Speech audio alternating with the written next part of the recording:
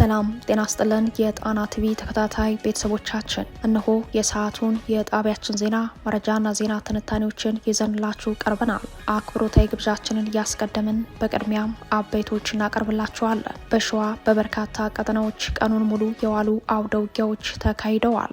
የብልጽግናው አገዛዝ ጦር ሄሊኮፕተሮች ተዋጊና ቆስለኛውን ሲያመላልስ ውሏል። በርካታ ወጣቶችን አፍኖ ወደ ሸዋሮቢት ወታደራዊ ካምፕ መውሰዱም ተሰምተዋል። የስልክ ግንኙነት ከተቋረጠ 6ኛ ቀኑን ያስቆጠረው ቀጠናው ንጹሃን በጅምላ ያለቁ መሆናቸው ተመላክተዋል። ለሁሉም አማራና የአማራ ትግል ደጋፊዎች ጥሪም ቀርበዋል። ለመሆኑ የሸዋ ቀጠናዎች አሁናዊ የአውደ ውጊያ መረጃዎች ምን ይመስላሉ ስንል ዝርዝር መረጃዎችን አጠናቅረናል። ቀጥታ ከግንባር ይቀርባል።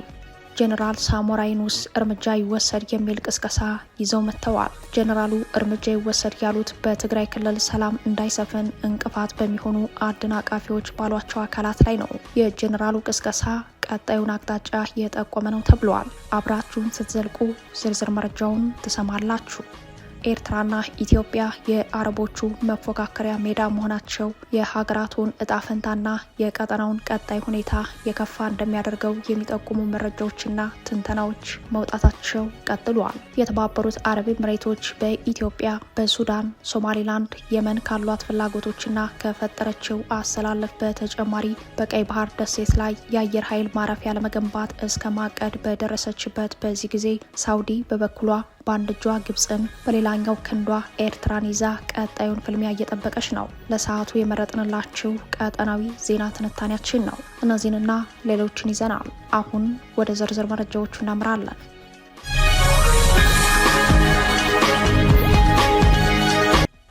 በሸዋ በበርካታ ቀጠናዎች ቀኑን ሙሉ የዋሉ አውደ ውጊያዎች ሲካሄዱ ውለዋል። የብልጽግናው አገዛዝ ጦር ሄሊኮፕተሮች ተዋጊና ቆስለኛውን ሲያመላልስ በርካታ ወጣቶችን አፍኖ ወደ ሸዋሮቢት ወታደራዊ ካምፕ መውሰዱ ተሰምተዋል። የስልክ ግንኙነት ከተቋረጠ 6ኛ ቀኑን ያስቆጠረው ቀጠናው ንጹሃን በጅምላ ያለቁ መሆናቸው ተመላክተዋል። የብልጽግናው አገዛዝ በሰፊው ተዘጋጅቶ በከፈተው ዘመቻ በወታደራዊ ስትራቴጂካዊ ጠቀሜታቸው የሚታወቁ የሰሜን ሸዋ ቆላማ ስፍራዎች ሙሉ በሙሉ የስልክና ኢንተርኔት አገልግሎት ከተቋረጠ 6ኛ ቀኑ ተቆጥሯል። ከሰሜን ሸዋ ቆላማ ቀጠናዎች በተጨማሪ በምዕራብ ወሎ፣ ምስራቅ ጎጃምና ምዕራብ ጎንደር አካባቢዎች የስልክና የኢንተርኔት አገልግሎት ተቋርጠዋል። በበርካታ የአማራ ግንባሮች የኢንተርኔትና የስልክ አገልግሎት አፈና የፈጸመው የብልጽግናው አገዛዝ በድሮን ልዩ ዘመቻዎች አየር ወለድ ኮማንዶዎችንና ሜካናይዝድ ኃይሉን ለውጊያ ድጋፍ እንዳሰማራ በዛሬው ዕለት ጥር 30 ቀን በሸዋ ቀጠና በዋለው አውደ ውጊያ ብቻ ከ4 በላይ የጦር ሄሊኮፕተሮች ለውጊያ ድጋፍ እንደተሰማሩ ከግንባር የተገኘው መረጃ ያሳያል። ከድሮንና ከእግረኛ ሰራዊቱ በተጨማሪ ከፍተኛ የአየር ኃይል ስምሪት የወሰደው አገዛዙ በተለይም በሸዋ ይፋት፣ መንዝ፣ መራቤቴ፣ ሀገረ ማርያም፣ በረህትና ምንጃር ቀጠናዎች ላይ ትኩረት አድርጎ መዋሉን ሰምተናል። ዛሬ ጥር 30 ቀን ከንጋቱ 11 ሰዓት ጀምሮ በይፋት ቀጠና ከሸዋሮቢት ከተማ በቅርብ ርቀት በሚገኙ 3 መለስተኛ ከተሞች ከባድ ውጊያ ሲያካሄድ መዋሉን መረጃውን ያደረሰን የጣና የግንባር ዘጋቢ በተለይም በቆቦ ተሬና ወሽከሌ በተሰኙ ታዳጊ ከተሞች የተካሄደው ውጊያ ከ12 ሰዓታት በላይ የዘለቀ መሆኑን የፋኖ ኃይሎች በመልሶ ማጥቃት በአገዛዙ አየር ወለድ ኮማንዶ ላይ ከፍተኛ ሰብአዊ ኪሳራ ማድረሳቸውን ገልጸዋል። እንደ ግንባር መረጃው ከሸዋሮቢት ከተማና ከሞላሌ በርካታ የአገዛዙ ጦር አፋብን ሸዋ ጠቅላይ ግዛት እዝን ለማፈን በ3 አቅጣጫ ወደ ቆቦ፣ ተሬ፣ ወሽከሌ ወደ ተባሉ አነስተኛ ከተሞች አዳሩን ከበባ ቢፈጽምም የአፋብን ሸዋ ጠቅላይ ግዛት እዝ መሐመድ ቢሆነኝ ኮር፣ ተሰማ እርገጤ ክፍለ ጦር፣ አስቻለው ደሴ ክፍለ ጦር የተውጣጡ ሻለቆችና የእዙ ቃኝ ንስር ሻለቃ ጋር በመሆን መንግስት ወደሚባል ቦታ ስቦ በማስገባት ከፍተኛ ኪሳራ አድርሰውበታል። ከንጋቱ 11 ሰዓት የጀመረው አውደ ውጊያ ሙሉ ቀን የቀጠለ ሲሆን አገዛዙ በጦር ሄሊኮፕተር ጭምር ቁስለኞቹን እንዳነሳ በግንባር መረጃው ላይ ተመላክተዋል። አድማጭ ተመልካቾቻችን በሸዋ የዋለውን የአውደ ውጊያ መረጃ የግንባር ዘጋቢያችን በአማራጭ የግንኙነት መሳሪያ ያደረሰን የግንባር ዘገባ እንደሚከተለው ይቀርባል። ሰላም ጤና ይስጥልን ውድ አድማጭ ተመልካቾቻችን እንደምን ዋላችሁ። ወደ ዕለቱ የግንባር መረጃዎቻችን ስናመራ ከሰሞኑ እንግዲህ በወሎ ቤት አማራ እንደዚሁም በሸዋ ቀጠና አገዛዙ የፋኖ ኃይሎችን ለማጥፋት ከፍተኛ ርብርብ እያደረገ ይገኛል። ነገር ግን በተቃራኒው የአገዛዙ አየር ወለድ ኮማንዶዎች በተለያዩ ቦታዎች ላይ እየወደቁ ይገኛሉ። በዛሬው ዕለትም በሸዋ ቀጠና አፋብን ሸዋ ጠቅላይ ግዛት እዝ የሙሐመድ ቢሆነ ኮር የተውጣጡ የተለያዩ ሻለቆችን ለማፈን ከሸዋሮቢት በቅርብ ርቀት ወደሚገኙት ቆቦ ከተማ ተሬ እንደዚሁም ወሽከሌ ወደ ተባሉ ከተሞች በተለያየ አቅጣጫ ከበባ ፈጽሞ ያደረ ሲሆን ሙሉ ቀን በዋለው አውደ ውጊያ አገዛዙ ከፍተኛ ምት እያረፈበት ይገኛል። ይህ ዜና እየተጠናከረ ባለበት ሰዓት እንግዲህ ከሌሊቱ 12 ሰዓት ጀምሮ ይህ ዜና ሲጠናቀረበት እስከ ቀኑ 12 ሰዓት ድረስ በአካባቢው ከፍተኛ የሆነ አውደ ውጊያ እየተካሄደ ይገኛል። የአገዛዙ አየር ወለድ ኮማንዶዎችም በየቦታው እየወደቁ ይገኛሉ። የአገዛዙ በሄሊኮፕተር ቁስለኞችን እንደዚሁም አስከሬኑን እያነሳ ይገኛል። በተለያዩ ቦታዎች ላይ እንግዲህ በሸዋ ቀጠና በሄሊኮፕተር የአየር ወለድ ኮማንዶዎችን እያመላለሰም ይገኛል። ይህ በእንዲህ እንዳለ እንግዲህ አገዛዙ ከፍተኛ ምት እያረፈበት የሚገኝ ቢሆንም በገባባቸው ከተሞች በተለይም ቆቦ፣ ተሬ እንደዚሁም የለም በተባሉ ከተሞች ላይ የሚንቀሳቀሱ ከብት የሚጠብቁ እንደዚሁም በመጫወት ላይ የነበሩ ህጻናትና ወጣቶችን እያፈሰ ወደ ሸዋሮቢት ከተማም እያመላለሰ ይገኛል። በአካባቢው የሚገኙ አርሶ አደሮችንም በከባድ መሳሪያ ቤቶችን በማውደም እንደዚሁም አሁን በደረሰኝ መረጃ መሰረት ከአካባቢው በርካታ ንጹሃንን እየረሸነ መሆኑን ከቦታው ደርሶናል። እንግዲህ በተለይም በወሎቤት አማራና በሸዋ የወጣቶችን አፈሳ የአየር ወለድ ኮማንዶ በየገባባቸው ቦታዎች ውስጥ የተለያዩ ወጣቶችን ለውትድርና ይሁን ለምን ይሁን በማይታወቅ መልኩ አፈሳ እያካሄደ ሲሆን የአካባቢው ማህበረሰብ ጥንቃቄ እንዳደርግ እናሳስባለን። ይህ በእንዲህ እንዳለ እንግዲህ በወሎ ቀጠና በተለይም በምዕራብ ወሎ በተለያዩ ቦታዎች ላይ በዛሬው ዕለትም አውደ ውጊያዎች ተጠናክረው የቀጠሉ ሲሆን በተለይም ለ4-5 ቀን በዘለቀው በውግዲ እየተካሄደ በሚገኘው አውደ ውጊያ አገዛዙ ከፍተኛ ምት እያረፈበት መሆኑ ይታወቃል። መስመራዊ የጦር መኮንኖችንም እያጣ ነበረ። እንግዲህ ዛሬ ያደረሰውን ጉዳት ጨምሮ እስካሁን በውግዲ በተለያዩ ቀበሌዎች ላይ በርካታ ንጹሃን ላይ ጉዳት ደርሷል። እስካሁን የሟቾች ቁጥር ከ50 ያለፈ ሲሆን ቁስለኛ ሆነው ወደ ደሴ ሆስፒታል ወደ አቅስታ ሆስፒታል እየተመላለሱ እየታከሙ ያሉ ደግሞ በርካታ ንጹሃን ከ100 በላይ መድረሳቸውን ከቦታው ማረጋገጥ ችለናል። አድማጭ ተመልካቾቻችን እንግዲህ አገዛዙ በተለያዩ ቦታዎች ላይ የሚያደርሰው በህዝብ ላይ እንግዲህ ለህዝቡ እያሳየ ያለው ክፋት የኢንተርኔት ስልክ እንደዚሁም የተለያዩ አገልግሎቶች ሙሉ በሙሉ ተቋርጠዋል። በዚሁ በሸዋና በወሎ ቀጠና አጠቃላይ ያሉ በዛሬው ዕለት እንደዚሁም በአሁኑ ሰዓትም ያልተጠናቀቁ አውደ ውጊያዎች ስላሉ በሚቀጥለው የዜና ጎጃችን ሙሉ መረጃውን ይዤ የሚገኝ ይሆናል። ተስፋዬ ልሳኑ ነኝ ከዛው ከትግሉ ሜዳ። አፋብን ሸዋ ጠቅላይ ግዛት እዝ መሐመድ ቢሆነ ኮር በሚንቀሳቀስባቸው ነጻ ቀጠናዎች የገባው የአገዛዙ ጦር ክፉኛ ቢመታም በከተሞቹና በገጠር ቀበሌዎች ንጹሐንን አርሶ አደሮችን ኢላማ ያደረጉ የታቀዱ ጥቃቶች በአገዛዙ በኩል መፈጸማቸው እንደቀጠለ መሆኑ ተሰምተዋል። ከሰሞኑ በወሎና ሸዋ ቀጠና አገዛዙ የጀመረው ዘመቻ ውጤት አልባ የሆነበት ቢሆንም በንጹሐን ላይ የሚያደርሰው ጉዳት ግን እየጨመረ መጥቷል ያለው የግንባር ዘጋቢያችን በሸዋ ይፋትና መራቤቴ ቀጠናዎች በርካታ ንጹሃን የጥቃት ሰለባ መሆናቸውን አክሎ ገልጸዋል። በወሎ ቤት አማራ አገዛዙ ከባድ ኪሳራ ሲደርስበት በተለይም ወግዲ ወረዳ ላይ በፈጸመው የጅምላ ማጥቃት የሟቾችና ከባድ ታካሚዎች ቁጥር ከ100 በላይ መድረሱን ተሰምተዋል። ይህንን ተከትሎ የአገዛዙን የጦር ወንጀል ለማጋለጥ ሁሉም አማራና የአማራ ትግል ደጋፊዎች ለዓለም አቀፍ ማህበረሰብ ድምጻቸው እንዲያሰሙ ጥሪ በመቅረብ ላይ ነው። በተለይም የአማራ ማህበራትና ልዩ ልዩ አደረጃጀቶች በበርካታ የአማራ አካባቢዎች የስልክ ግንኙነትና ዳታ ተቋርጦ በአገዛዙ የሚፈጸመውን የጦር ወንጀል ለዓለም አቀፍ ማህበረሰብ በተደራጀ መልኩ እንዲያጋልጡ ነው ጥሪ የቀረበው። የሰብአዊ መብት ተሟጋች ድርጅትና የዲጂታል ግንኙነት ባለሙያዎች የስልክና ኢንተርኔት አገልግሎት መዘጋት የሲቪል ዜጎችን መረጃ የማግኘትና የመገናኘት መብት እንደሚገድብ ያስጠነቅቃሉ። ከዚህም በላይ አገዛዙ በተለያዩ የአማራ አካባቢዎች የስልክ ና ኢንተርኔት አገልግሎት በመዝጋት የጦር ወንጀል እየፈጸመ መሆኑ ሊጋለጥ ይገባል ተብሏል። ሂዩማን ራይትስ ዎች በኢትዮጵያ በቀጠለው ጦርነት የቴሌኮሙኒኬሽን አገልግሎቶች በተደጋጋሚ ገደብ እንደሚጣልባቸው ድርጊቱንም አውግዞ መግለጫ ማውጣቱ ይታወሳል። በተመሳሳይ አሁናዊ ሁኔታዎችን የሚያስረዳ የተደራጀ ንቅናቄ እንደሚያስፈልግ ለሁሉም የአማራና የአማራ ትግል ደጋፊዎች ጥሪ ቀርበዋል።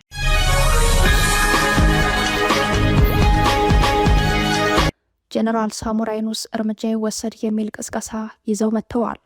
ጀነራሉ እርምጃ ይወሰድ ያሉት በትግራይ ክልል ሰላም እንዳይሰፍን እንቅፋት በሚሆኑ አደናቃፊዎች ባሏቸው አካላት ላይ ነው። የጀነራሉ ቅስቀሳ ቀጣዩን አቅጣጫ የጠቆመ ነው ተብሏል።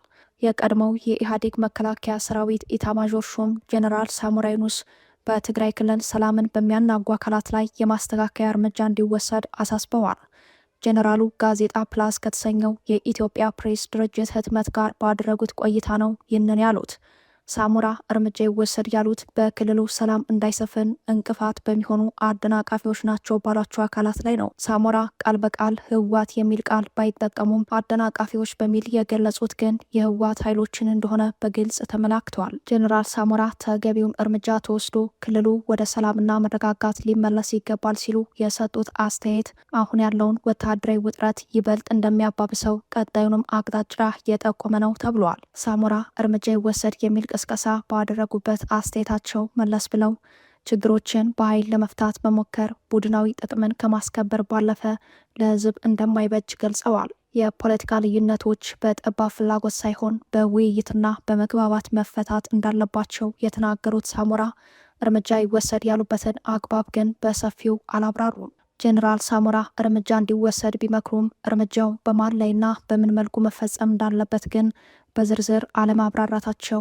አስተያየታቸው ለጦርነት ትርጉም ተጋላጭ አድርጎታል። ጄኔራል ሳሞራ ባለፈው ወር በአዲስ አበባ ከተማ በተዘጋጀ አንድ የውይይት መድረክ ላይ በሀገሪቱ በተለይም በትግራይ ክልል ውስጥ የሚታዩ የፖለቲካ ልዩነቶች በጠረጴዛ ዙሪያ በድርድር እንጂ በሴራ ሊፈቱ እንደማይችሉ ማሳሰባቸው ይታወሳል። ጄኔራሉ በወቅቱ ንግግራቸው በዋናነት በክልሉ የውስጥ ፖለቲካና ከጎረቤት ሀገራት ጋር ሊኖር ይገባዋል ባሉት ግንኙነት ላይ ያተኮረ አነጋጋሪ አስተያየት በመስጠት አጀንዳ ሆነው ነበር። ጄኔራል ሳሞራ በንግግራቸው ትኩረት ከሰጡባቸው ጉዳዮች አንዱ ከውጭ ኃይሎች ጋር ስለሚደረግ ግንኙነት ሲሆን ከኤርትራ ጋር አለ የሚባለው ግንኙነት የጦርነት ስጋትን ይፈጥራል እንጂ የትግራይን ሕዝብ በምንም መልኩ አይጠቅምም ሲሉ አስጠንቅቀዋል ተብሏል። በእርግጥ የኤርትራ መንግስት ይህንን መሰል ግንኙነቶች በፍጹም የሉም ሲል በተደጋጋሚ ሲናገር ተስተውሏል። ይህ የጄኔራሉ ንግግር አንዳንድ የፖለቲካ ኃይሎች የውስጥ ልዩነታቸውን ለማሸነፍ የውጭ ድጋፍን እንደ አማራጭ ሊመለከቱ ይችላሉ የሚል ስጋት ባየለበት ወቅት የተሰጠ እንደሆነ የፖለቲካ ታዛቢዎች ይገምታሉ። ለ17 ዓመታት የኢህአዴግን መከላከያ ሰራዊት የመሩት ጄኔራል ሳሞራ የትግራይ ጊዜ አስተዳደር ፈርሶ ምርጫ መካሄድ አለበት የሚል አስተያየት ከሰጡ ወዲህ ጄኔራሉ ትግራይን የመምራት ፍላጎት እንዳላቸው የሰጡት ምልክት ተደርጎ ታይቷል። የጄኔራሉን አስተያየት የታዘቡ የፖለቲካ አስተያየት ሰጪዎች ትግራይ እንደ መቄዶንያ የአዛውንቶች መሰብሰቢያ መሆኗ የተተኪ አመራር ድርቅ ይፈጠራል፣ ከጦርነት አዙሪት አይወጣም ሲሉ ተችተዋል።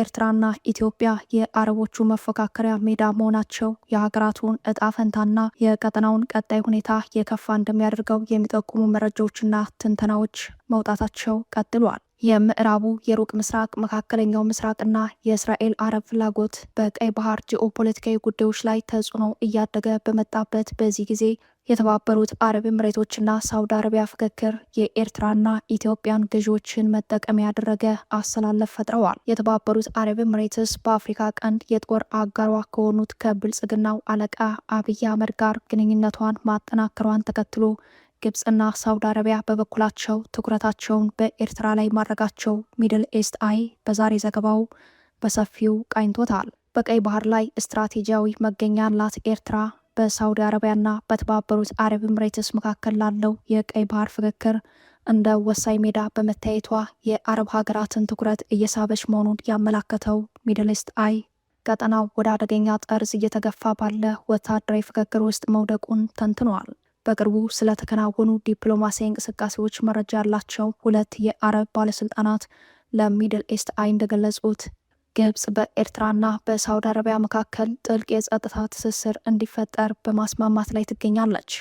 ግብጽ ይህንን የምታደርገው የተባበሩት አረብ ኤምሬትስ ከኢትዮጵያው ገዢ አብይ አህመድ ጋር ያላትን ወታደራዊ ግንኙነት እያጠናከረች መምጣቷን ተከትሎ የኤምሬትስን ተጽዕኖ ለመመከት በማሰብ እንደሆነ ተገልጿል። ባለስልጣናቱ አክለውም ለዚህ ዲፕሎማሲያዊ እንቅስቃሴ ተነሳሽነት የፈጠረው ባለፈው ጥር ወር በሱዳን ጦርና በፓኪስታን መካከል ከተደረገው የመከላከያ ስምምነት መሆኑን ገልጸዋል። ስምምነቱ በሳውዲ አረቢያ የገንዘብ ድጋፍ የሚከናወን መሆኑ በሰፊው የሚታመን ሲሆን የስምምነቱ አካል የሆነው የጦር መሳሪያ አቅርቦት እስካሁን አልተከናወነም ተብሏል። እንደ ሚድል ኢስት አይ ዘገባ ከሆነ የፓኪስታን አየር ኃይል አዛዥ ዛሂር አህመድ ባበር ሲሉና የሳውዲ አየር ኃይል ሌተናል ጀነራል ቱርኪ ቢን ባንደር ቢን አብዱልአዚዝ የሱዳን ጦር አዛዥ አብዱል ፈታህ አልቡርሃንን በመወከል በስምምነቱ ላይ ተደራድረዋል።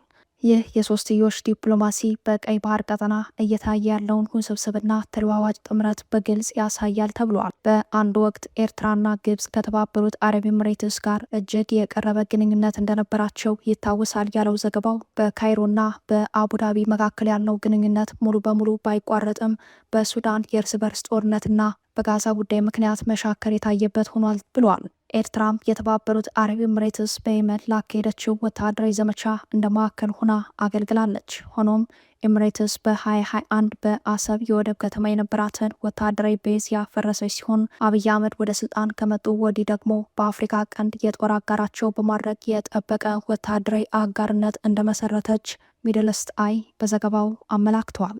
የተባበሩት አረብ ኤምሬትስ በቀይ ባህር ስትራቴጂካዊ ደሴት ላይ የአየር ማረፊያ ልትገነባ መሆኑ የተሰማው ባለፈው ህዳር ወር ሲሆን መረጃው በሳተላይት ምስል ተደግፎ መውጣቱ ይታወሳል።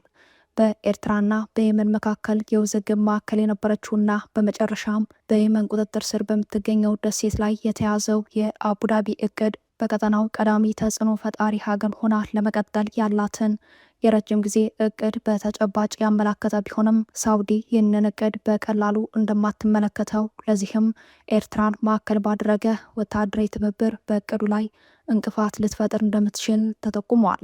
የተባበሩት አረብ ኤምሬትስ በቀይ ባህር ከሚገኙ ደሴቶች በአንደኛው ላይ ልትገነባ ያሰበችው አውሮፕላን ማረፊያ ወታደራዊ አውሮፕላኖችን ማከማቻ ስለመሆኑ ሀገሪቷን በቅጡ እንደሚያውቋት ረገጥ አድርገው እየተናገሩ ነው።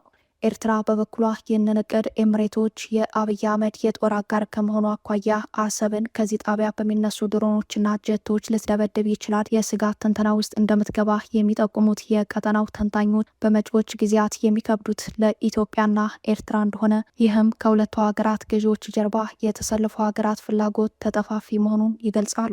የተባበሩት አረብ ኤምሬቶች በኢትዮጵያ፣ በሱዳን፣ ሶማሌላንድ፣ የመን ካሏት ፍላጎቶችና ከፈጠረችው አሰላለፍ በተጨማሪ በቀይ ባህር ደሴት ላይ የአየር ኃይል ማረፊያ ለመገንባት እስከ ማቀድ በደረሰችበት በዚህ ጊዜ ሳውዲ በበኩሏ በአንድ እጇ ግብፅን በሌላኛው ክንዷ ኤርትራን ይዛ ቀጣዩን ፍልሚያ እየጠበቀች ነው።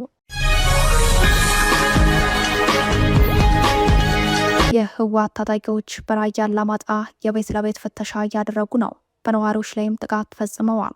ከጥቃቱ ትይዩ የራያ አማራዎች ሀብት ንብረት በከፍተኛ ሁኔታ በመዘረፍ ላይ ነው። የህወሓት ታጣቂዎች ራያ አላማጣን ከተቆጣጠሩ በኋላ የቤት ለቤት ፍተሻ በማድረግ ላይ መሆናቸው ተሰምተዋል። ታጣቂዎች ከወትሮ በከፋ መልኩ በነዋሪዎች ላይ ከፍተኛ እንግልትና ጥቃት እየፈጸሙ ነው ተብሏል። በራያ ኦፍላና ዛታ ወረዳዎች ኮረም ከተማ፣ አላማጣ ከተማ፣ ራያ አላማጣ ወረዳና ራያ ባላ ወረዳ የነበሩት የፌዴራል ፖሊስና መከላከያ ሰራዊት ለይስሙላ የተቀመጠው ኮማንድ ፖስት ከአካባቢው ያለምንም ውጊያ ቦታውን ለህወሓት ሙሉ በሙሉ አስረክቦ ከወጣ በኋላ የነዋሪዎች ስጋት ጨምሯል። በአንድ በኩል ራሱን የትግራይ ሰላም ኃይሎች ብሎ የሚጠራው ተፋላሚ ቡድን በእነዚህ ቀጠናዎች በተለይም በገጠሩ ክፍል ከህወሓት ኃይሎች ጋር ውጊያ መክፈቱን ተከትሎ ተጋላጭነታቸው ሲጨምር፣ በሌላ በኩል በከተሞች የህወሓት ጦር ቤት ለቤት ፍተሻ መጀመሩ ህዝቡን ለከፍተኛ ስቃይ እንደዳረገው ሰምተናል። ከ70 ሺህ በላይ የራያ አማራዎች ጦርነቱን ሸሽተው ወደ ቆቦ ከገቡ በርካታ ቀናት ተቆጥረዋል። በአካባቢው ያሉ የራያ አማራዎች በአሁኑ ሰዓት በቤት ለቤት ፍተሻ ሀብት ንብረታቸው በህወሓት ታጣቂዎች ከመዘረፉም በላይ ጥቃት እንደተሰነዘረባቸው፣ ይህንንም ለማን አቤት ማለት እንዳለባቸው ግራ እንደተጋቡ ለጣና ተባባሪ ዘጋቢዎች አስረድተዋል። ከህወሓት ታጣቂዎች በተጨማሪ የትግራይ ፖሊስ አባላት በከተሞቹ የቤት ለቤት ፍተሻዎችን በማካሄድ ከፍተኛ ዘርፊያ በመፈጸም ላይ መሆናቸውን የገለጹት የራያ አማራዎች ከፍተሻው ጎን ለጎን አፈናው መበራከቱን አስረድተዋል። አካባቢውን የተቆጣጠሩት የህወሓት ኃይሎች ፖሊስ ጣቢያዎችን ጨምሮ ቢሮዎችን በመክፈት የአማራ ተወላጆችን፣ የሃይማኖት አባቶችና ሽማግሌዎችን በማፈን እያሰሩ መሆኑንም ሰምተናል። ይህንን ጥቃት ሸሽተው ወደ ቆቦ፣ ወልዲያ፣ ሰቆጣና ደሴ መፈናቀላቸው ይታወሳል። ከአካባቢው ከተፈናቀሉት በተጨማሪ እዚያው ያሉ ነዋሪዎች በስጋት ውስጥ ይገኛሉ።